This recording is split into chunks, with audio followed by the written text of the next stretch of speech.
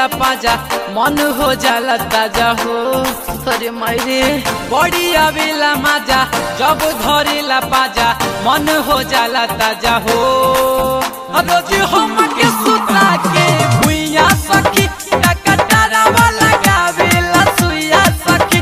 रोज हम के सुता के भुइया सखी कटारा वाला गावेला सुइया सखी।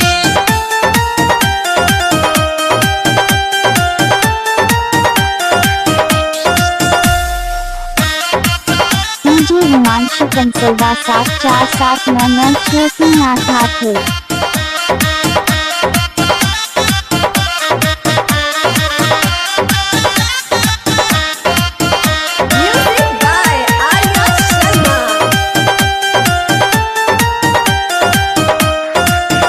गजबे के प्यार करेला पाजा में हम के धरेला।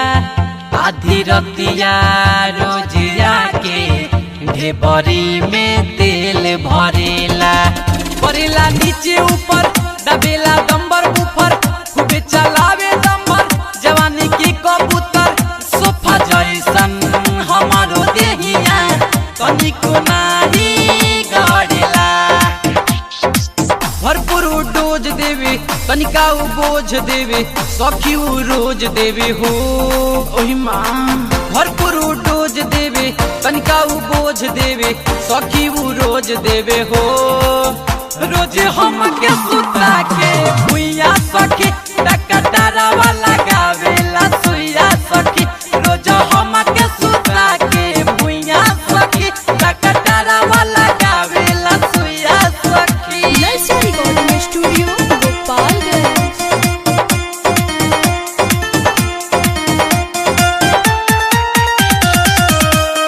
हिमांशु कंसलवा 74799638।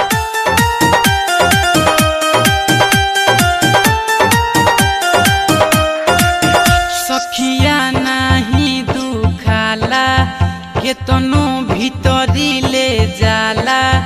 गजबे जाने उतरी का तनिको ना झंझनाला। मारी के जादू मंतर डाली देला उ अंदर पार कई जाला सखी हमार उ सात समुंदर। सवाद हमरो खूब भेटाला ओकरा में सखी रे। डीजे विकास हवे राम जी से खास हवे यादो विकास हवे हो। हाय दया डीजे विकास हवे राम जी से खास हवे यादो विकास हवे हो। रोज हम के सुता के भुइया सखी कटारा वाला